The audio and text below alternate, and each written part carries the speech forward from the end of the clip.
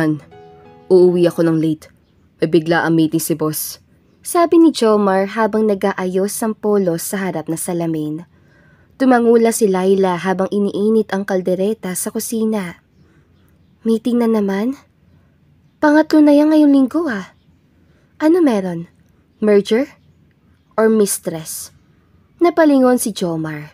Natawa kunwari. Grabe ka naman. Wala yun. Basta, wag mo ko hintayin ha. Baka abutin na ako ng gabi. Oo na, sige na. Ingat ka sa meeting mo. Halatang may kurot sa tono ni Laila pero pinilit niyang humiti. Sanay na siya sa mga pamiting ni Jomar. Pero nitong mga nakaraang linggo, parang may mali. Mas mabango si Jomar sa normal. Palaging nakangiti sa cellphone at hindi na masyadong humihiling ng kaldereta na paborito pa naman niya. Nang makaalis ang asawa, dali-daling kinuha ni Laila ang laptop. Binuksan niya ang email at hinanap ang account nilang dalawa sa iCloud. Simula nang bumili ng bagong iPhone si Jomar, nag-sync in ang mga mensahe. Hindi niya ito ginagalaw dati, pero ngayong gabi, may kutob siya. Pagbukas niya ng messages, may isang pangalan na umulit-ulit. Mahal. Kilala niyang hindi siya yon, kaya binasa niya ang thread. Miss ko na yung halik mo kagabi. Huwag kang tatawag dito. Lasing ang asawa ko. Baka magising. Di bale, konting tiis na lang. Promise, tayo din balang araw. Nalamig ang kamay ni Laila. Napatigil siya sa pag-scroll. Tumulo ang laway ng nilulutong kaldereta. Napabayaan niya ang apoy. Pero hindi yun ang iniintindi niya. Huminga siya ng malalim. Gago ka pala eh. Natawa siya. Hindi iyak ang naging reaksyon niya, kundi tawa. Maliit sa una, tapos lumakas habang nilalapag ang laptop. Sige, Jomar. Gusto mo ng kalderetang may twist? Ako rin. Kinuha niya ang cellphone. Tinawagan si Charmaine, ang chismosa pero mapagkakatiwalaan niyang kapitbahay. Girl, may tanong ako. Ano naman yan, Laila? May sale ba sa mall? Hindi. May sale sa karangalan ko. Nakita ko ning kabit ni Jomar. Pwede bang patingin ko sinong asawa nun? Patingin ko sinong asawa? Bakit? Kabit ng asawa mo, ka-village natin? Tanong ni Charmaine habang naka-speaker. May tunog ng chismis mode activated. Hindi ko pa sure, pero parang kilala ko mukha na babae. Parang yung may tattoo sa balikat na nakita natin sa gym noon. Yung mukhang laging galit sa treadmill?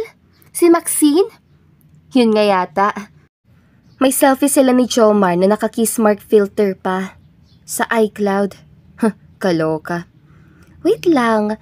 Asawa nun si Daryl! Yung tahimik na para may pinapatay sa likod ng mata? Napakunot ang noo ni Laila. Daryl? Yung parang hindi naliligo pero laging gwapo pa rin? Oo, yung hindi marunong ngumiti pero may abs.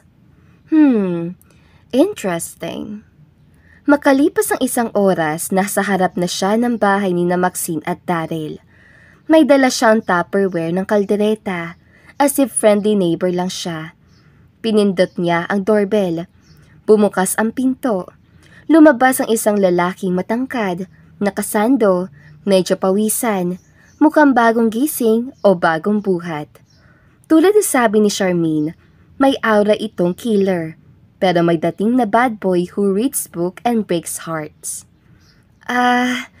Ikaw si Daryl, no? Pungad ni Laila. Tama. Bakit? Ako si Laila, asawa ni Jomar. Napatingin si Daryl sa Tupperware.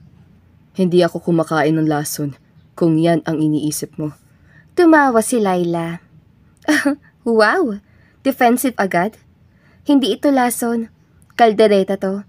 Paborito ng asawa mo at ng asawa ko rin pala. Napasinghap si Daryl. Anong ibig mo sabihin? Straight to the point tayo, kuya. May affair sina Maxine at Jomar. At kung hindi mo pa alam, now you know. Tahimik si Daryl ng ilang segundo. Tapos tumalikod. Pumasok sa bahay. Iniwan siyang nakatayo. Hoy! Bastos! Nagsasabi lang ako ng... Pero bumalik ito. May hawak na bote ng alak at 2 baso. Pasok ka. Mukhang pareho tayo may gustong sunugin ngayong gabi. Simulan natin sa atay. Napakagatlabi si Laila. Sa loob ng bahay ni na Maxine at Daryl, malamig ang aircon pero mainit ang usapan. Umuusok ang kaldereta sa lamesa at may 2 baso ng alak na kasalo. Si Laila nakaupo sa sofa habang si Daryl naman ay nakasandal sa pader, hawak ang baso ng gin. Sure ka bang gusto mong pag-usapan to? Tanong ni Daryl habang umiikot ang yelo sa baso. Sure na sure, kasi kung iisipin ko pa, baka kung saan na ako makarating. Gusto mo bang makakita na viral video ng isang babaeng sinugod ang kabit sa Watsons? Ngumiti si Laila, tila ba biro pero may halong katotohanan. Tumango si Daryl. Alam ko na rin actually. Matagal ko ng kutob. Pero ngayon lang ako binigyan ng resibo. Itinulak niya ang cellphone niya kay Laila. May litrato si Maxine na nakatalikod, hawak ang kamay ng lalaking pamilyar kay Laila. Si Jomar. Sa isang mall, sa escalator, sa public pa talaga. Nag-effort pa talaga mag-date sa labas. Ani ni Laila, umiiling habang umiinom. Akala mo kung sinong artista. May pa-escalator pa. Tahimik silang 2 sandali. Tapos sabay silang napatingin sa kaldereta. Masarap pala to. Sabi ni Daryl habang kumakain. Kahit punong-puno na sama ng loob. Salamat. Niluto ko yan habang iniisip ko paano ko papatayin si Jomar gamit ang kutsilyo at sibuyas.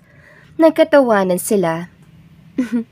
Alam mo, Daryl, hindi ko alam kung anong klaseng plano ang mabubuo ko ngayon. Pero isa lang ang malinaw. Ano?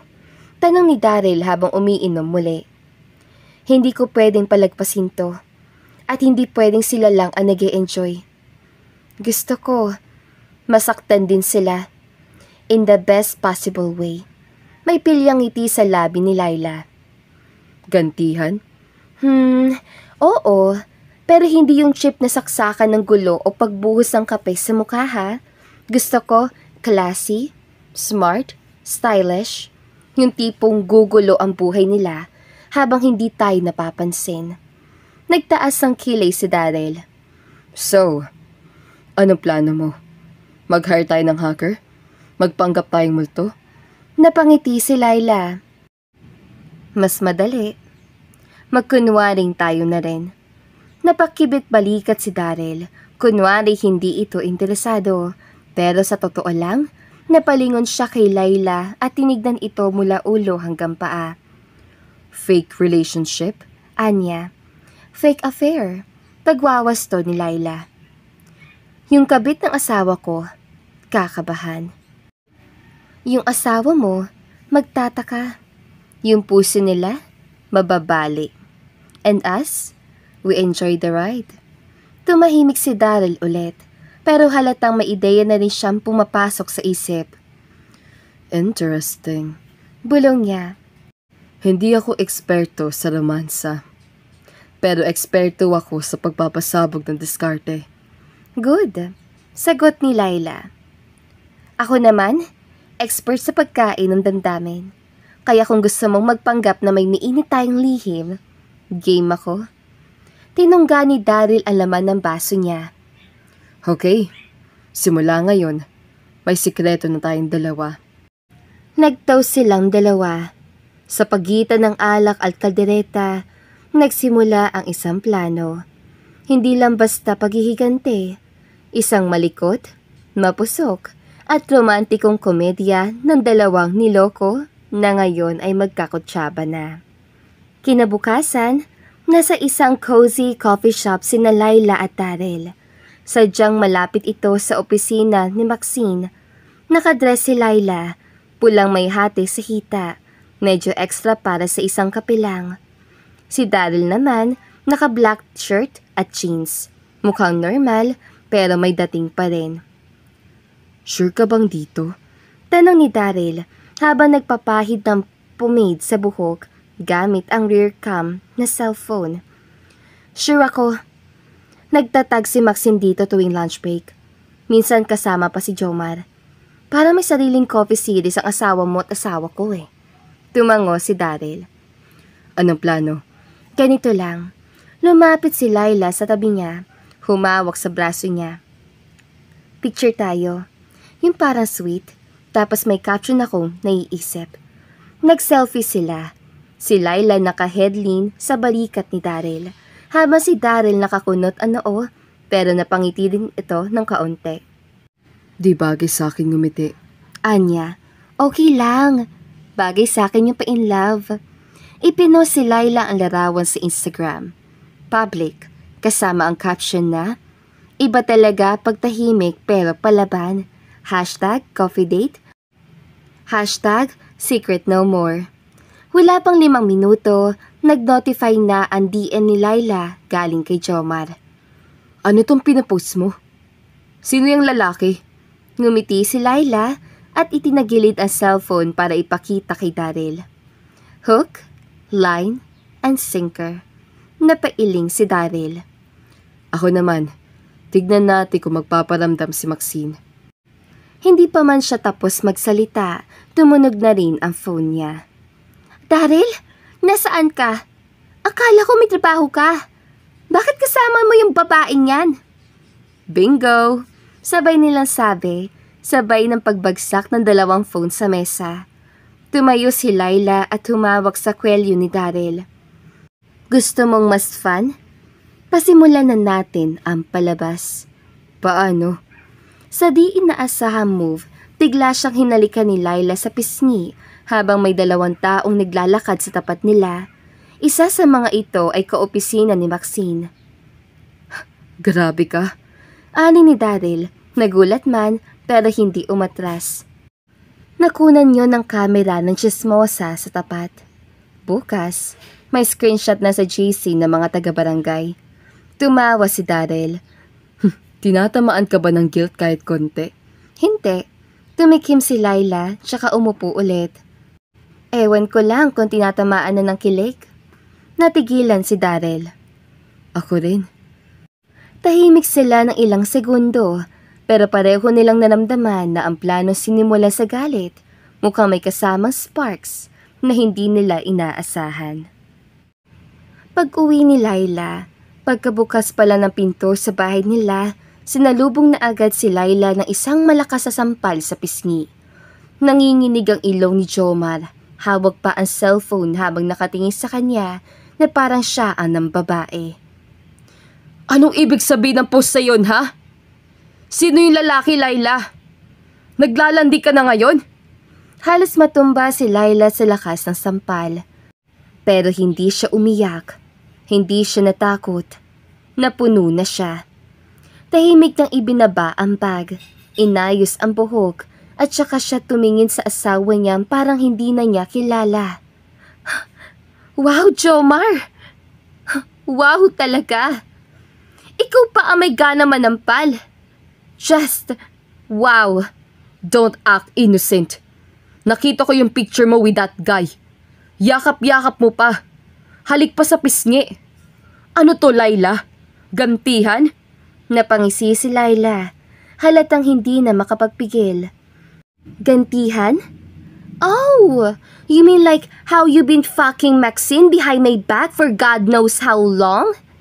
That kind of gantihan? Natahimik si Jomar. Hindi yang totoo.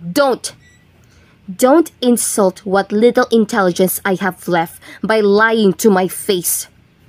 Nakita ko yung mga messages niyo. Yung mga pamiss ko na yung halik mo, yung mga pa-heart-heart habang sinasabing mong may meeting ka. Laila, no! Don't Laila me. You cheated, Jomar. And worse, you made me feel crazy for suspecting it. Ginawa mo kong tanga habang nililigawan mo yung demonyitang may tato sa balikat. Naglakad si Laila palapit. Hanggang halos magkatapat na ang mga mukha nila. So now tell me, Ikaw lang ba ang may karapatang mangate? Ikaw lang ba ay may lisensyang manloko? What? You thought I will cry in the corner habang binubura mo yung lipstick sa kwelyo mo? Binaling ni Jomar ang tingin, pero halatang napupuno rin. Hindi mo kailangang ibaba ang sarili mo sa level na yun, Layla. Pero ginawa ko. Kasi gusto kong malaman mo kung anong pakiramdam. Gusto kong ipamukha sa'yo na I can move on. I can be wanted. And guess what, Jomar? I am. Napanganga si Jomar. Lumingon si Layla at kinuha ang cellphone niya mula sa bag. Gusto mong makita kung paano ka siya hinawakan? Gusto mong marinig kung paano niya ako pinatawa habang iniiyakan kita? Kasi ako, nakita ko lahat ng kalandian mo at tinanggap ko pa rin. Pero ngayon, she stared at him down. Tapos na ako. Hindi ako yung tipo ng babaeng maninira ng relasyon. Pero dahil asawa ko'y nagsimula, ako lang ang nagtapos. Tahimik si Jomar, nanginginig ang panga. Layla, uuwi lang ako. Uuwi lang sana ako para sabihin sa'yong I made a mistake. Napailing si Layla. Hawak ang luha pero hindi pinapabagsak. Too late. Kasi ako, Jomar, I just started making mine. Pinalnyang anya. The next day, nagtrending ang post si Layla at Daryl sa maliit nilang mundo, sa group chats ng mga kapitbahay, sa opisina ni Jomar, sa pilates class ni Maxine, at lalo na sa messenger ni Daryl na inulan ng missed calls, emojis, at all caps messages. At eksaktong 4:23 p.m., habang si Daryl ay umiinom ng kape sa balkonahin ng bahay, isang puting kotse ang sumulpot sa harap ng gate. Mabilis ang pagbukas ng pinto. Nakalabas si Maxine, naka-heels at naka-wrap dress na parang galing sa isang telenovela. Pero halata sa mukha ang paggulo ng dugo. Hindi ito fashion entrance. Ito ay isang raid. "Daryl!" Sigaw niya. Dahan-dahang sinipsip ni Daryl ang kape.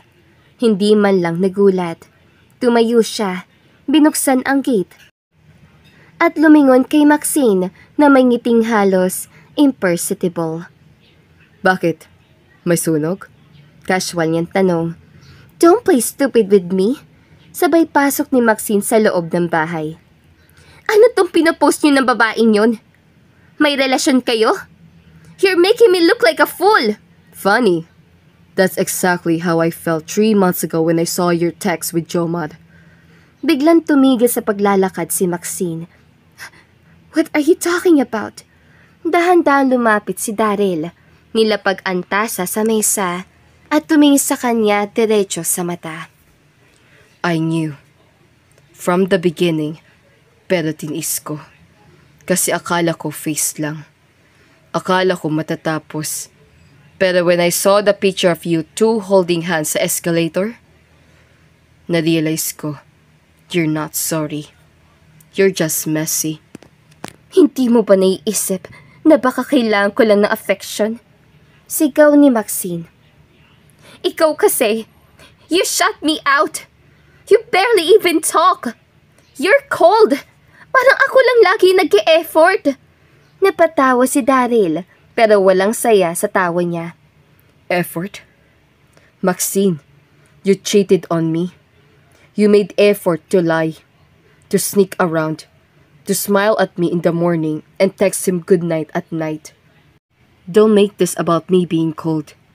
Kasi kahit refrigerator, marunong pang magbigay ng yelo kapag kailangan.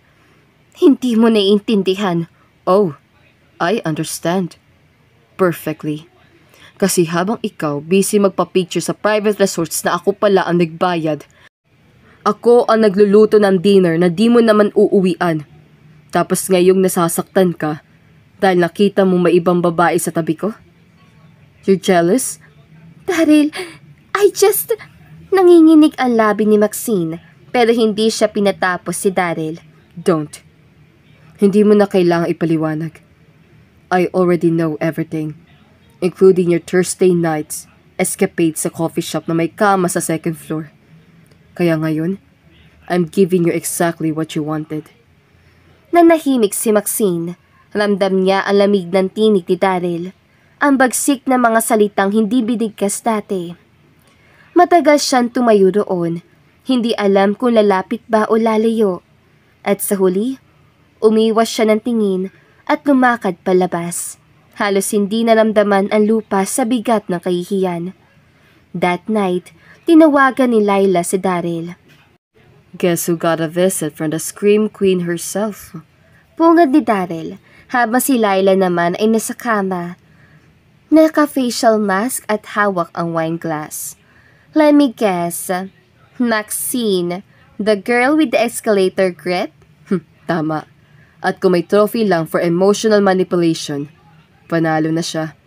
Pero guess what? This time, hindi ako umiyak. Hindi ako nag-back down. And for once, it felt good. Good, sagot ni Layla. Proud ako sa'yo. Proud ka sa akin dahil hindi ko siya binalikan. Partly, but mostly kasi, I think we're getting good at this. You and me, our little game. Tumahimik si Daryl sandali. You think this is still a game? Natahimik din si Layla. She wasn't expecting that at biglang bumilis ang tibok ng puso niya. Hindi sa takot, kundi sa realization. Hindi ko alam. At kung game man to, para mas gusto ko na wag matapos. Me too. Sa kabilang linya, naghalo ang katahimikan at damdamin. Wala silang sinabing gusto kita o namimiss kita, pero ramdam na ramdam nila sa pagitan ng bawat hininga. Ilang araw ang lumipas at pareho nilang napansin, kahit tapos na sana ang plano, parang ayaw pa nilang ihinto. Nagka-textekan pa rin sila, nagkakasabay mag-grocery, hanggang sa isang gabi, nagkayayaan silang mag-dinner sa isang rooftop resto. Fake date ulit?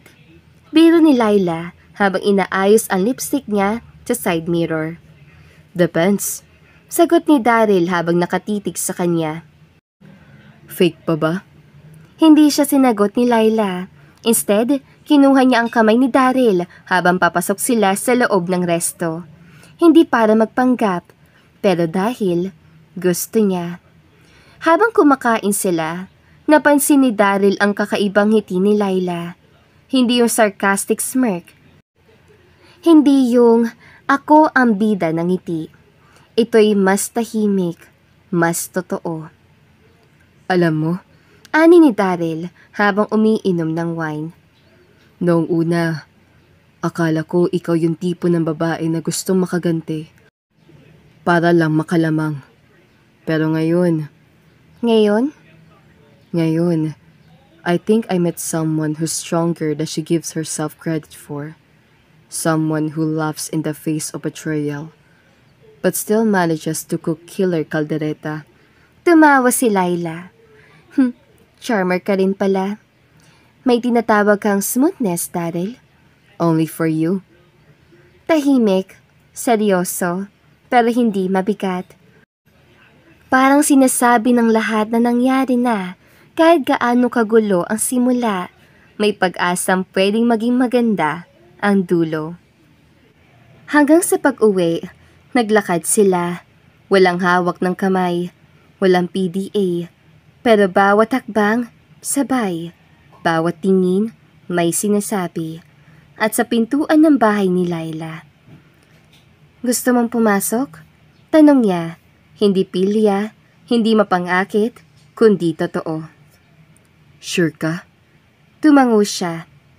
Pagkapasok nila sa loob ng bahay, sabay nilang isinara ang pinto. Tahimik, walang tunog kundi ang mahinang click ng lock at ang tibok ng puso ni Layla na parang naririnig na niya sa buong katawan niya. Inilapag niya ang bag sa side table, tsaka naglakad papunta sa kusina. Gusto mo ng wine o tubig? Tubig muna. Sagot ni Daryl habang nagmamasid sa paligid ng bahay. Malinis, malamig ang lighting at higit sa lahat, tahimik. Nasaan si Jomar? Tanong niya. Napangiti si Laila habang inaabot ang baso ng tubig. Pinalayas ko. Dahan-dahan bumaling si Daryl sa kanya at tumaas ang kilay. Pinalayas? Yep, as in, pack your shit and get out level. Napahinto si Daryl, parang hindi sure kung seryoso siya. You're joking. I'm not. I kicked him out 3 days ago. May sinaboy pa akong toothpaste sa bag niya for dramatic effect. But I regret nothing. Sabay inom mula sa wine glass at ngiti. Pero, bahay niyo to, di ba? Tanong ni Daryl habang umupo sa couch na medyo naguguluhan. Nope, bahay ko to. Kasama sa prenup naming dalawa na wala siyang claim sa kahit anong ari-arian ko. In case things go south. Well, guess what? Nilapag ni Laila ang wine sa coffee table. We went very south and went very legally. Wait, may prenup kayo? Yep, my dad insisted. Actually, I insisted. Just in case, kasi back then, I knew Jomar wasn't exactly rich. He married me when I already had a condo, the business, and the last name. Tsaka na lang siya sumabay. So, pinanmahan niya yon? Wala siyang choice.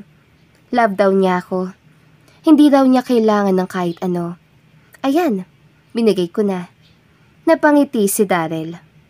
That's savage. I call it self-preservation. Lumingon si Laila sa kanya. Seryoso ang mata. Masakit man, Daryl. Pero when you've been betrayed, there's something empowering about taking your power back. Yung alam mong hindi ka na helpless. That you can walk away and the door slams on them, not on you. And now, you're feeling for annulment? Tumango si Laila. Already did. I felt it the morning after na timapalan niya ako na sampal. I called my lawyer while packing his shit. Habang tinatanggal ko yung wedding photo namin sa pader, 2,000 sa isang bato. Diba? Laila. Tumikim si Laila na medyo nahihiya. Sorry ang dami kong binubuhos sa'yo. Hindi naman to therapy session. Hindi mo kailangang humingi na sorry. Hinawakan ni Daryl ang wine glass niya, tsaka nagsalin ulit. Alam mo, you're probably the bravest person I met. Napailing si Laila. Hindi ako brave. Galit lang ako. But you turned that anger into power.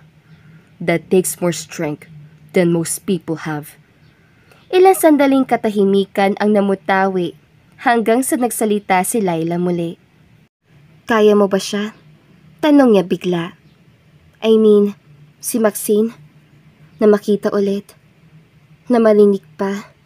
Na malaman na someday baka makahanap siya ng ibang kakantsawan. Dahan-dahan tumango si Daryl. Yeah, because I know now na kahit anong ginawa niya, hindi ako nawala. She didn't ruin me. She just removed herself from his story. Tumango si Laila. Parang tinatandaan niya yun. Paano kung ako naman yung takot? Paano kung part of me wants to be happy again? Pero natatakot kasi baka maulit lang. Tumingin si Daryl sa kanya, gentle pero firm. Then you take one small step at a time. You don't need to jump. You just need to stay. Stay with the people who make you feel seen, make you feel safe. Tsaka, pinapatawa ako? Ngumiti si Daryl. Siyempre, mandatory yun. May kasamang wine at Spotify playlist. Natawa si Laila, pero napalapit na siya sa kanya ng unti-unti. Wala sa plano, wala sa script, pero andun na sila. At nung halos magdikit na ang mukha nila, pareho silang hindi huminga. Daryl, bulong niya. Yes. Kung hahalikan kita ngayon, hindi na part ng plano yun. I know. Okay lang ba? Kung ako ang tatanungin, Kanina pa. At sa wakas, naglapat ang kanilang mga lapi. Hindi dahil kailangan, hindi dahil para sa social media revenge, kundi dahil gusto nilang pareho. Pagkatapos sa ilang segundo, humiwalay sila. Parehong namumula, parehong nagtataka kung ano na sila. Layla, this might be more than just a fake affair now. Ani ni Daryl habang hinahaplos ang kamay ng babae. I know. At okay lang sa akin. Kasi for once, this feels real. Maaga pa lang nakaayos na si Layla. All white ang suot niya, isang classy na pantsuit na may manipis na pearls sa leeg. Hindi ito pag-aarting pabida. Ito ay uniform ng isang babaeng handang magpatunay na siya ang biktima, hindi ang kontrabida. Si Daryl, hindi niya kasama. Hindi dapat. Pero bago siya pumasok sa korte, isang tinted na kotse ang huminto sa harap niya. Need backup? Tanong ni Daryl mula sa binabang bintana. Napangiti si Layla. This is supposed to be my solo battle. Yes, pero minsan, kailangan mo may tagapunas ng pawis habang humahampas ng katotohanan. Sa loob ng courtroom, malamig ang aircon pero mainit ang tensyon. Magkaharap sina Layla at Jomar, parehong may abogado, parehong naka-poker face, pero sa ilalim ng mesa, clenched na ang kamao ni Layla. Sumulyap si Jomar sa kanya, naka-dark gray suit, freshly groomed, parang walang bakas ng guilt. In fact, may pangiti pa. Attorney De La Peña, your client, Mrs. Layla Valerio Santos, is requesting for annulment on the grounds of psychological incapacity and infidelity. Tanong ng judge. Yes, Your Honor. Sagot ng abogado ni Layla. We have evidence, hotel records, photos, and even witness statements, proving Mr. Jomar Santos maintained an extramarital relationship with a certain Maxine Montenegro. Objection, Your Honor. Sabat agad ng abogado ni Jomar. We would like to contest that this alleged infidelity is retaliatory in nature. Mr. Santos will prove that he was emotionally neglected and later cheated on by the complainant herself. Nagulat si Layla. Excuse me? The judge raised a hand. You will get your turn to respond, Mrs. Valerio. Continue, counsel. Tumayo si Attorney Ramirez, abogado ni Jomar, sabay abot ng USB. Your Honor, enclosed in this flash drive are digital files, screenshots from a now-deleted post, private messages, and photos of Mrs. Valerio in what appears to be an illicit relationship with one Mr. Daryl Montenegro, who, as we have found, is also the husband of Maxine Montenegro, Mr. Santos' alleged mistress. Umigik ang ilang tao sa loob ng courtroom para may kasabay na chismis sa hangin. Layla's lawyer froze for a second. Pinindot ng clerk ang projector. At doon tumambad sa malaking screen ang isa sa mga fake couple post nila ni Daryl. Sweet photos, close moments. Nalaki ang mata ni Layla. This is not what it looks like. Bulong niya, pero narinig ang lahat. Mrs. Valerio, you will have your chance to explain. Sit down. The judge commanded. Dahan-dahang umupo si Layla, hawak ang mesa. Nanginginig ang kamay. May I add, Your Honor? Tuloy ng abogado ni Jomar. That the affair between Mrs. Valerio and Mr. Montenegro started before my client's alleged affair. We have time stops, chat logs, even one witness who saw them entering a hotel together on May 3rd, 2 months before Mr. Santos and Miss Montenegro were linked. Nagtinginan ang mga tao. Si Jomar, nakataas ang kilay habang may sarcastic na ngiti sa labi. Layla, bulong niya habang dumadaan. Akala mo ikaw lang ang marunong umeksena? I see your telenovela and raise your mind. Mabilis lumabas si Layla, halos hindi makahinga. Sumunod si Atty. De la Peña na sinusubukang pakalmahin siya. Laila, we can challenge the authenticity. This isn't over, but you need to tell me. Totoo ba to? You and Daryl? No! Sagot niya, pero hindi sigurado ang tono. At least, not when those were taken. It was for show. We staged everything para lang saktan sila. Napahawak sa sentido ang abogado. Laila, do you realize how that sounds in court? That could weaken your claim. Habang napapikit si Laila, naramdaman niyang may humawak sa balikat niya. Si Daryl. Hey, Mahina niya sabi. Nagkatinginan sila. This time, hindi fake ang pag-aalala sa mga mata ni Daryl. Hindi siya nanood lang ng laban. Tumalon siya sa apoy. I'm sorry. Ani ni Laila. Hindi ko akalaing magagamit yun sa akin. Akala ko hawak ko lahat. Ngayon parang ako pa yung masama. Hey, you were hurting. You tried to fight back. Hindi mo kasalanan if you flip it. But now what? Paano ko ipapaliwanag na fake lang yung sa atin? Kung deep inside, hindi na siya fake. Then maybe, it's time to stop pretending altogether. Nang gabing yun, tahimik ang bahay ni Laila. Umuulan sa labas. May wine sa mesa. Sa couch, nakaupo si Laila.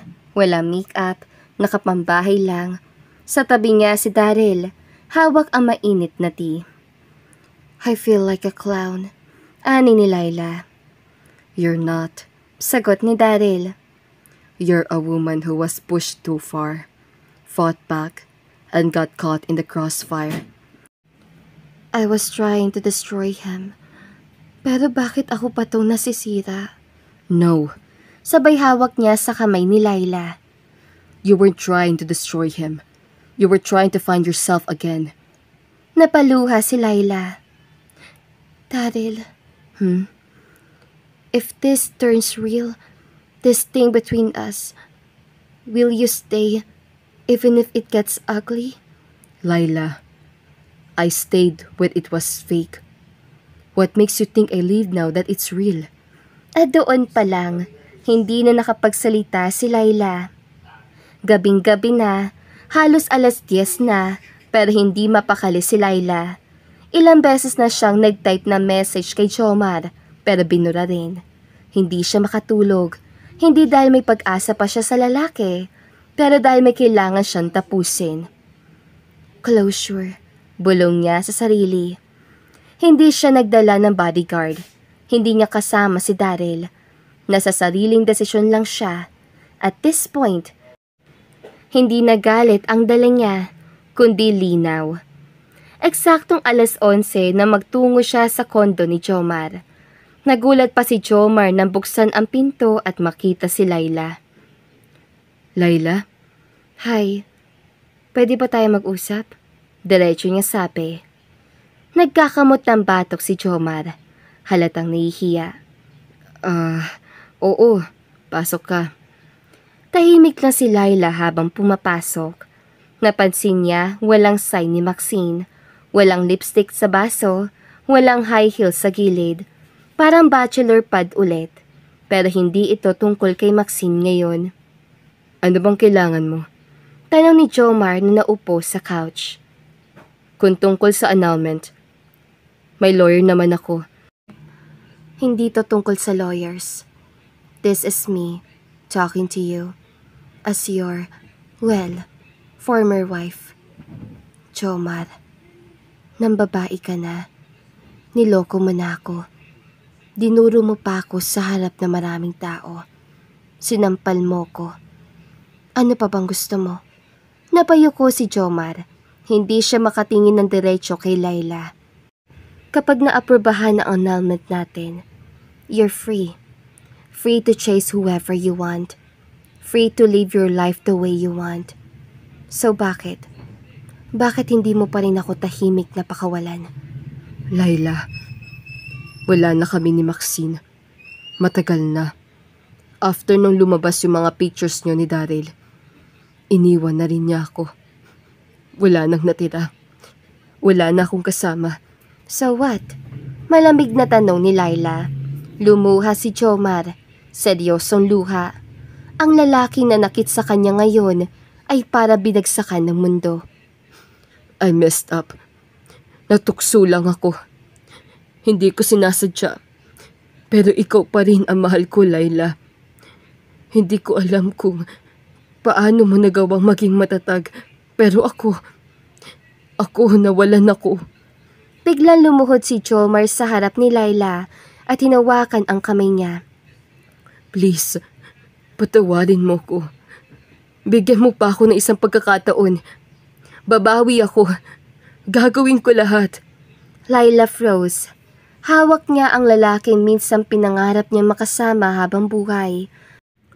Pero habang tinitignan niya si Jomar ngayon, isa na lang itong alaala ng sakit, ng pagkakanulo at ng mga gabi ng pag-iyak niya dahil dito. You don't love me. You love the comfort. You love the image. You love the idea that I loved you. Hindi. Laila, kung mahal mo talaga ako, bakit mo ko nilagay sa ganitong posisyon? Bakit mo ko ginawang option? Bakit mo ko sinaktan? Physically, emotionally. Yumuko si Jomar. Umiiyak na, pero si Laila hindi na natinag. Hindi kita kinakausap ngayon para bumalik. Gusto ko lang malinawan ka. Tapos na tayo. Hindi dahil sa isang pagkakamali, kundi dahil araw-araw mo kong pinapamukhang hindi ako sapat. Hinawi niya ang kamay ni Jomar. Dahan-dahan siyang tumayo. Kapag dumating yung papel ng annulment, pirmahan mo. Walang drama, walang paawa. Tanggapin mo na lang na wala ka nang babalikan. Laila, mas minahal ko ang sarili ko kesa sa'yo. At masaya ako sa desisyon kong yun. Laila, please. I'm sorry. Pero wala nang naging sagot si Laila dahil umalis na ito ng tuluyan. Ilang linggo ang lumipas mula nung huling harapan nila ni Jomar sa kondo. Simula noon, naging tahimik ang lahat. Walang tawag, walang message, at lalong walang paghingi ng pabor. At hindi rin yun hinanap ni Laila. Sa halip, binalik niya ang atensyon sa sarili. Nagpaspa, nagbasa ng libro, minsan namamasyal mag-isa. Gumising na walang bumubungang sakit, huminga ng walang galit. At kung may mas magandang nangyari pa, si Daryl na lagi nasa tabi niya. Ngayon, muling nakatayo si Laila sa labas ng Regional Trial Court. All black jumpsuit, gold earrings, red lips, fierce, composed, untouchable. Pero sa loob niya, may kaunting kaba. Good morning, Your Honor. Bati ng dalawang abogado habang naupo ang magkabilang kampo. Tahimik si Jomar. Nakaupo sa kabilang side, walang kaabang-abang sa mukha. Let's proceed, sabi ng judge. Today's hearing will allow both parties to finalize positions. We are reviewing the final grounds for annulment based on infidelity and psychological incapacity as filed by Mrs. Valerio. Any updates? Tumayo ang abogado ni Laila. Your Honor, the complainant stands by her original claims and we are willing to proceed to judgment. Biglang tumayo ang abogado ni Jomar. Your Honor, before we proceed, my client, Mr. Jomar Santos, wishes to address the court personally. Napakunot noo si Laila. Tumayo si Jomar, tumingin sa judge, at walang warning na lumingon sa kanya.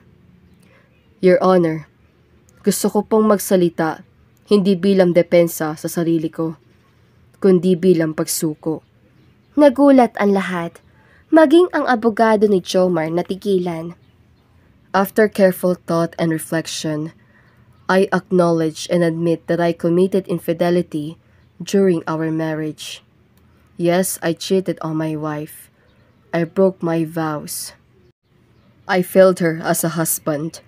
Napatingin si Laila sa abogado niya. Shock pero kalmado ang mukha niya. I understand that I cause pain. And I take full accountability for it. Kaya po, hindi ko na ipaglalaban pang annulment. I now agree that this marriage should be declared void. Tahimik ang buong courtroom. Sa likod, napansin ni Laila si Daryl na tahimik lang sa dulo ng bench. Nakasuot ng itim na polo. Nakasandal. Tila proud. Tila napanatag. Thank you, Mr. Santos. Ani ng judge. This admission will be reflected in the final resolution of the case. Lumabas si Laila na parang nabunutan ng tinik. Hindi pa tapos ang proseso, pero iyon na ang simula ng wakas. Hinintay siya ni Daryl sa labas habang nakasandal sa sasakyan. So, pumalag ba? Not this time. He finally admitted everything. Inamin niya sa harap ng lahat. Natapos din. Good, kasi this time, hindi mo na kailangan lumaban mag-isa. Lumingon si Laila sa kanya. I never thought I'd say this, pero salamat Daryl for staying, even when I was a total mess. Hindi ka mess. You were just surviving. And now? Now, I'm leaving. Ngumiti si Daryl at pinuksan ang pinto ng kotse. Shall we live a little more? Coffee? Coffee sounds good. And maybe a real date this time. Not fake? No more pretending. Ani ni Laila sabay ngiti. Let's try something honest. Magaan ang loob ni Laila habang nakaupo sa passenger seat ng SUV ni Daryl. Sa wakas, walang tensyon, walang takot, walang bigat na humihila sa dibdib niya. Para ngayon lang siya huminga ulit ng malalim pagkatapos ng lahat. Nakangiti siya, nakasandal, habang pinagmamastan ang city light sa bintana. Sure ka ba dito? Tanong ni Daryl na hindi iniiwas ang tingin sa kalsada, pero ramdam ang ngiti sa boses nito. Kung hindi ako sure, edi sana hindi ako sumakay sa kotse mo. Sagot ni Laila. Sabay tawa. Don't worry, hindi kita iiwan sa gitna ng EDSA. Napangiti si Daryl at napailing. Gusto ko lang marinig yan.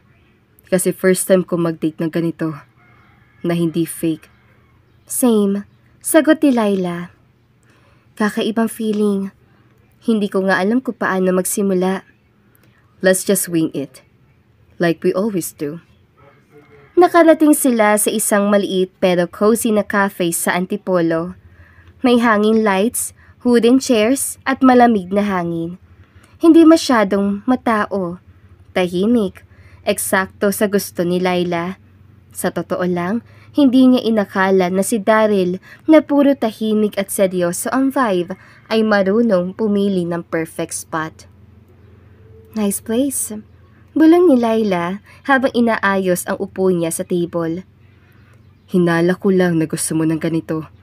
Malayo sa gulo, malapit sa langit. Sagot ni Daryl habang inaabot ang menu. Nag-order sila ng coffee at cake. Simple lang, walang pretensyon. Habang hinihintay ang order, napatingin si Laila kay Daryl. Tahimik ito, pero hindi nakakailang. Yung tipo ng katahimikan na hindi kailangan punuin ng salita. Alam mo, ang tagal kong hindi naramdaman to. Yung katahimikan na hindi nakakabingi. Yung may kasama ka pero hindi mo kailangan magpanggap. Yung hindi mo kailangan umarte para lang hindi siya mainis.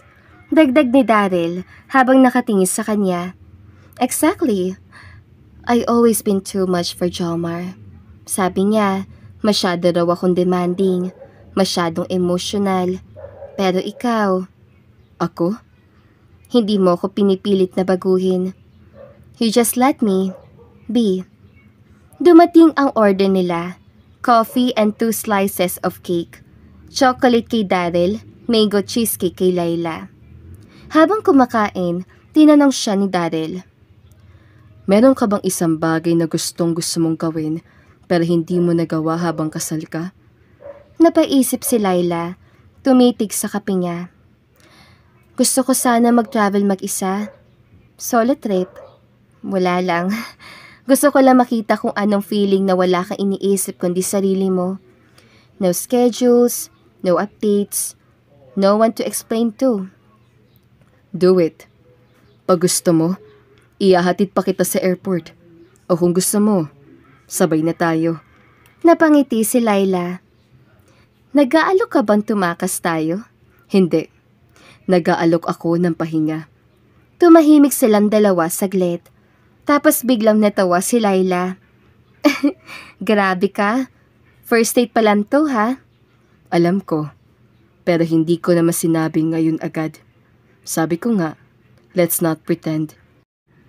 Wala na ngang arte ngayon. Gusto ko lang ang totoo. Kahit hindi perfect. Then let's start with this. Honest dinner, honest smiles, honest people. Ang cheesy mo pala minsan, sabi ni Laila, pero hindi niya mapigilan ang kilig. Hindi ito yung dating kilig na pinilit. Ito yung kilig na dumarating kapag naramdaman mong may taong hindi ka tatakbuhan kahit nasirang-sira ka na. Pagkatapos ng dinner, sinamahan siya ni Daryl sa parking lot. Magaan ang gabing yun. Wala silang pinag-uusapan tungkol kina Jomar o Maxine. Wala ring balikan ng sakit. Puro ngayon lang at konting asam ng bukas. Habang nasa loob ng kotse, bago siya ihatid pa uwi, biglang nagsalita si Daryl. Laila? I know this might be too soon, pero gusto ko lang sabihin na gusto kita. Hindi dahil pareho tayong iniwan o nasaktan. Hindi dahil pareho tayong galit sa ex natin. Gusto kita dahil ikaw yan. Yung totoo mong sarili. Hindi agad nakasagot si Laila. Tinitigan lang niya si Daryl. Wala sa script yun, pero hindi rin niya yun tinanggihan. Gusto rin kita, sagot ni Laila. Pero ayoko madaliin. Pwede pang dahan-dahan lang muna. Pwede pang huwag muna natin takbuhin to. Gusto ko lang maramdaman kung anong meron kapag walang pressure. Walang dapat patunayan. Dahan-dahan tayo. Basta totoo. Sagot ni Daryl. Tumango si Laila. Tumingin sa labas ng bintana. Alam mo, ngayon lang ako nagkaroon ng date na wala akong kailangang itago o ipaglapan. Wala akong kailangang patunayan. Ngayon lang ako nakaupo at na-feel ko na sapat ako. Sapat ka. Sagot ni Daryl bago pa niya matapos ang iniisip. Tahimik na silang dalawa habang papunta sa bahay ni Laila. Pero yung katahimikan, puno ng kwento, puno ng pangako. At sa pagbaba ni Laila ng sasakyan, wala ng drama, wala ng fake goodbye. Hindi rin niya sinabi kung kailan ulit sila magkikita. Pero sa mata nila, malinaw ang lahat. May uumpisahan na sila. Totoo, dahan-dahan at buo. Hindi pa tapos ang proseso ng annulment ni Laila at Jomar, pero para kay Laila, sapat na ang nagawa niya. Nagsalita na siya, lumaban na, pumili na ng sarili, pero habang papalapit na ang desisyon ng korte, isang bagay pa ang gusto niyang gawin, ang bumalik sa sarili niya. Hindi bilang asawa ni Jomar, hindi bilang yung babaeng iniwan, kundi bilang si Laila na buo, malaya at payapa. Isang hapon, nagkita sila muli ni Daryl sa isang park na madalas silang tambayan noon. Hindi ito date. Wala silang plano mag-dinner o mag-coffee. Gusto lang nilang makausap ang isa't isa nang walang anumang pretensyon. Sa isang bench sa ilalim ng puno, doon sila naupo. Magkatabi pero may espasyo. Tahimik ang paligid at may ihip ng malamig na hangin. Alam mo, mugan ni Laila habang hawak ang bote ng tubig at nakatingin sa mga nagdaraang tao. Parang ang dami na nangyari. pero ang bilis pa rin ng lahat. Minsan nga hindi ko na alam kung anong timeline na tayo eh. Napatawa si Laila na bahagya pero agad ding lumalim ang mga mata. Tumingin siya kay Daryl na seryoso at ramdam sa dibdib ang bigat ng sasabihin. Daryl, Yeah? I think I need time. Gusto ko munang lumayo. Hindi dahil ayokong kasama ka, kundi dahil gusto kong makasama ang sarili ko. Alone. Wala munang iintindihin. Wala munang iniisip na commitment. Gusto kong malaman kung sino talaga ako ngayon na wala na si Jomar sa buhay ko. At bago maging tayo. Tumahimik si Daryl. Hindi agad sumagot. Tinignan niya lang si Laila. Saka tumango. Saan ka pupunta? Tanong niya. Wala pa akong final plan. Pero gusto kong magbakasyon. Somewhere quiet. Somewhere na walang magkakakilala sa akin. Basta, somewhere I can breathe. Alam mo kung kailan ka babalik? Umiling si Laila. Hindi pa, pero babalik ako. Pagbuo na ako. Paghanda na ako, hindi lang magmahal, kundi tumanggap ng pagmamahal ng buo. Hindi dahil kailangan ko ng kasama, kundi dahil pinili ko. Makakapaghintay ka ba? Laila, naghintay ako noon sa maling tao. Binigay ko ang lahat ko sa babaeng ginamit lang ako. Ngayon, kung kailangan kong maghintay para sa tamang tao, para sa'yo, maghihintay ako. Hindi dahil gusto kong pilitin ka, kundi dahil naniniwala ako na kapag bumalik ka, ibig sabihin pinili mo ko. Hindi na napigilan ni Laila ang mapangiti. Kahit puno ng luha ang mga mata niya, hinawakan niya ang kamay ni Daryl. Sandali. Hindi mahigpit, hindi mahina. Tama lang para maramdaman nila ang presensya ng isa't isa. Kahit sa katahimikan. Thank you, bulong niya. Tumango lang si Daryl. Tumayo si Laila. Pinunasan ang mata at kinuha ang bag niya. See you, sabi niya sabay lingon. See you, sagot ni Daryl. At sa huling sulyap, bago siya lumakad papalayo, nakita niya ang mata ni Daryl. Puno ng pag-unawa, puno ng respeto, at higit sa lahat, puno ng paninindigan na kapag bumalik si Laila, nandoon pa rin siya. Hindi para sa pilitang ituloy ang naudlot, kundi para magsimula ulit, kung kailan parehong buo na ang mga puso nila. At sa bawat hakbang ni Laila papalayo, alam niyang ito na ang simula ng kanyang tunay na pagbabalik. Hindi lang sa mundo, kundi sa sarili. Simula noon, tahimik na ang kondo ni Daryl. Mas tahimik kaysa dati. Pero hindi na ito ang klase ng katahimikan na nagpapabigat sa dibdib niya. Hindi ito yung katahimikan na puno ng tanong ng pagdududa, ng galit. Hindi na rin ito yung uri ng katahimikan na pilit niyang pinupuno noon ng trabaho, alak o galit. Ito na ang katahimikan na kusang dumating na matanggap na niyang wala na si Maxine at mas lalo pang nang kusa siyang iwan ni Laila para mahalin ang sarili. Wala na si Maxine. Formal lang natapos ang kasal nila. Hindi siya lumaban sa annulment. Sa totoo lang, hindi rin siya sumipot sa huling hearing. Pinirmahan niya lang ang mga papel. Dapat galit siya. Dapat masaya siyang nakatapos na ang lahat. Pero wala siyang masyadong naramdaman. Hindi dahil manhid siya, kundi dahil sa dami ng sakit na pinasan niya noon. Wala na siyang lakas para sa kahit anong emosyon pa kay Maxine. Sapat na. Tapos na. Ngayon, ang focus niya ay ang kanyang sarili at ang pag-asang babalik si Laila. Bumalik siya sa core ng trabaho niya bilang architect.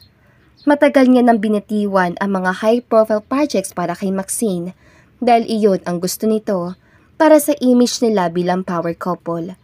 Pero ngayong siya na lang, pinili niyang bumalik sa basics. Community design projects, rural housing, simula sa maliit pero may impact, may kabuluhan. Tuwing umaga, maaga siyang nagigising. Kape, jug, tapos trabaho. Simple lang ang routine, pero disiplinado. Walang araw na hindi niya naiisip si Laila, pero hindi niya hinahayaan ang sarili na maghintay na parang martir. Gusto niya maging better, hindi para kay Laila, kundi para sa sarili niya. At kung sakaling bumalik si Laila, gusto niya maging lalaking karapat-dapat na piliin, hindi lalaking nakaabang lang. Minsan, habang nagdodrawing siya ng layout para sa isang rural daycare center, napatingin siya sa sketchpad. Walang balak, pero isang muka ang sinubukan niyang iguhit. Mata, ngiti, buhok, walang iba kundi si Laila. Napangiti siya. Hindi nga alam kung kailan babalik si Laila, pero ramdam niyang darating yung araw na iyon. Isang gabi, habang nakaupo siya sa balcony ng unit niya, may dalang beer sa isang kamay at cellphone sa kabila. Tinanong siya ng kaibigan niyang si Kyle. Pre, paano kung di na bumalik si Laila? Tumawa lang si Daryl, pero hindi yung sarkasikong tawa. Then at least, alam kong hindi ko siya pinilit. I loved her right. I gave her the freedom she needed. I want her back, yes. Pero kung sa dulo, hindi na kami. At least, I gave her the chance to choose. Hindi ko siya ginawa lang na rebound. Hindi ka ba napapagod? Tanong ni Kyle. Napapagod din. Pero, mas okay to kaysa hintayin bumalik si Maxine. Diba? Sabay silang natawa. Pagkalipas sa ilang linggo, natanggap ang disenyo ni Daryl sa isang national housing program. Isang milestone. Hindi niya yun inasahan, pero hindi rin niya pinagdiwang ng bongga. Umorder lang siya ng takeout pizza. Nagbukas ng isang bote ng wine at kinuwento ang achievement sa voice message para kay Laila. Hindi ko alam kung nasaan ka ngayon or kung mapapakinggan mo to soon. Pero gusto ko lang i-share. Naaprubahan yung design ko. Sabi ng mga tao, ang ganda raw ng konsepto. Na-feel daw nila yung puso sa layout. Pero alam ko kung saan ko nakuha yung heart na yon. Sa'yo. Ilang araw pa ang lumipas, wala pa ring balita kay Laila. Pero hindi na yung gaya ng dati. Wala na yung kaba, wala na yung tanong kung mahal pa siya. Ang meron lang ay pananampalatayang darating ang tamang oras. At kung hindi man, ayos lang din. 3 taon. 3 tahimik at mahabang taon mula nang huling makita ni Daryl si Laila. Marami na ang nagbago sa loob ng panahong yun. Nakilala na siya sa industriya bilang isa sa mga top architects sa bansa. Ilang beses na rin siyang na-feature sa mga magazine, nakaguest sa TV, at naging keynote speaker sa mga malalaking design forums. Pero kahit ilang palakpak, awards at exposure ang natanggap niya, may isang pangalan na hindi nawala sa isip niya. Sa puso niya, si Laila. 3 taon mula nang umalis ito, walang update, walang tawag, walang sulat, kahit isang message, wala. Ang huling salita lang niya noon ay, I'll come back kapag buo na ako. And so he waited. Hindi araw-araw na umaasa, pero araw-araw na handa. At ngayong gabi, tatanggap siya ng isang major award bilang Architect of the Year. Hindi niya inasahan ang recognition na to. Pero nang tinawag ang pangalan niya, sabay-sabay ang mga palakpakan, ang spotlight, ang mga kamera. Tumayo siya, bahagyang ngumiti, kinuha ang plaque sa host at tumingin sa audience habang binibigkas ang maikling speech. And lastly, this one's for someone who once said, you need to be whole before you can truly love again. You know who you are. Thank you. Sabay tingin niya sa dulo ng crowd. Doon siya natigilan. Parang slow motion ang lahat. Parang hindi siya humihinga. Doon sa pinakadulong hilera ng upuan, sa tabi ng isang haliging may fairy lights, may nakatayo. Isang babae, Nakaputing long dress, simple lang ang ayos ng buhok, walang halos make-up, pero sapat ang ngiti niyang para guluhin ang buong mundo ni Daryl. Si Layla. Pumikit si Daryl, nag-blink tsaka tumingin ulit. Baka guni-guni lang.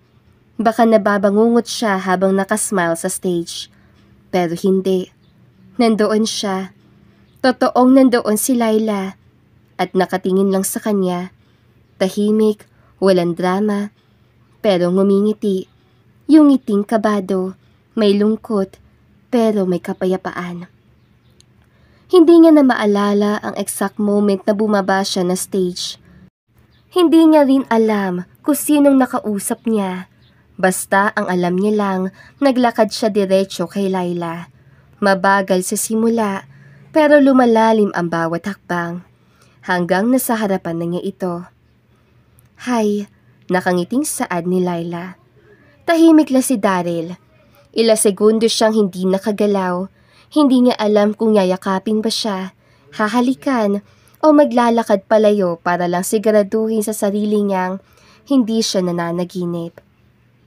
Kailan ka dumating? Mahinang tanong niya. Few weeks ago? Kanina lang ako nag-decide tumalo.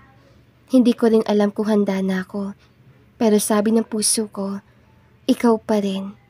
So, here I am. Tumingin si Daryl sa kanya. Hindi siya agad nakapagsalita, pero may isang bagay siyang nakita sa mga mata ni Layla. Yung parehong matang sinulyapan niya sa unang pagkakataon na inamin nilang pareho silang niloko. Pero ngayon, mas malinaw, mas matatag, mas buo. 3 years. Alam mo ba kung ilang beses kitang na-imagine? Kaano kadalas? Tanong ni Layla. Every time I do something good, every time I do something right, ikaw agad naiisip ko. Yung ngiti mo, yung way mo mag-comment kapag proud ka.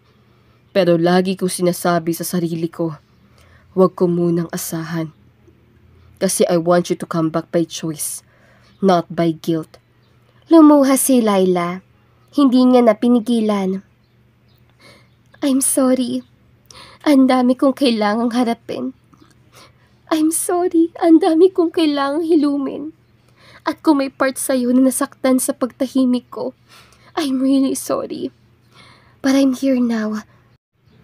And I'm not lost anymore. Dahan-dahan lumapit si Daryl. Tinignan ang mukha niya. Pinag-aralan ang bawat linya. At sa isang iglap, niyakap niya si Layla. Mahigpit, hindi bilang pag-aari, kundi bilang pagtanggap. I'm glad you're back. Bulong ni Daryl sa tenga niya. Me too. And this time, I'm not leaving. Pagkatapos ng event, hindi na agad naghiwalay sina Layla at Daryl. Walang drama, walang pilitan, parang kusa lang silang sabay lumakad palabas ng venue. Parang likas na lang sa katawan nilang sundan ang hakbang ng isa't isa. Wala silang masyadong nasabi habang nasa kotse si Daryl, pero pareho nilang ramdam na ang bigat ng mga taon na pinagdaanan ay unti-unting gumagaan. Hindi dahil nakakalimutan, kundi dahil handa na silang harapin ang bago. Where to? Tanong ni Daryl habang nasa harap ng manibela. Nginitian si Layla. Napangiti rin si Layla. Anywhere na tahimik. Somewhere we can talk. Isang maliit na 24-hour cafe sa may Tagaytay ang pinuntahan nila na minsan pinangarap nilang puntahan noon. At ngayon, narito na sila. Magkaharap, may kape, may tinapay, at may kasaysayang dala sa mga mata nila. I stayed in Italy for almost 2 years. Sabi ni Layla na nagsisimula na magkwento. I work in a small bake shop. Tapos nag-culinary course din ako doon. Alam ko yun. Minessage ka ni Kyle minsan kasi nakita niya sa isang vlog. Napatawa si Layla. So, sinundan mo pa rin ako? Hindi naman sinundan, pero di ko rin tinigilan ang mundo ko. Parang sinabihan ko lang ang universe sa pag-ready na siya, ibalik mo siya sa akin. And here you are. Tumango si Layla. At kung hindi ako bumalik? Nagtagal ang tingin ni Daryl sa kanya. Then I would have still lived well. Pero kulang. Because I never wanted a perfect life. I wanted a real one. With you in it. Napatigil si Layla. Pumikit, huminga ng malalim. You changed, bulong niya. So did you. Pero gusto ko yung taong bumalik sa akin. Mas buo, mas klaro. Mas marunong na magmahal. Tumango si Daryl. At mas marunong pa ring piliin ang sarili bago piliin ang iba. 6 months later. Do you, Daryl, take Layla as your lawfully wedded wife? I do. And do you, Layla, take Daryl as your husband? I do. Again, but this time, buo na tayo. Hindi malaki ang kasal. Hindi enggrande. Sa isang hardin lang, kasama ang piling tao na naging saksi sa mga sugat sa paghilom nila. Habang nagpapalakpakan ang mga tao at nauhulog ang mga bulaklak, isang simpleng bagay lang ang ginawa nila. Tumingin sa isa't isa at ngumiti. Hindi ngiting para sa kamera, kundi ngiting nagsasabing, "We made it. We're here. Buo na tayo." Wala nang tanong kung aalis pa ba. Wala nang sakit na babalikan. Wala nang pagdududa kung tama ba ang pinili nila. Kasi sa huli, alam nilang, sa tunay na pagmamahal, hindi mo kailangang hanapin ang perpekto. Kailangan mo lang piliin ang tao, araw-araw, ng buo ka. At dito na nga po nagtatapos sa magandang istoryang ito. Don't forget to like, share, and subscribe. Hanggang sa muli, paalam!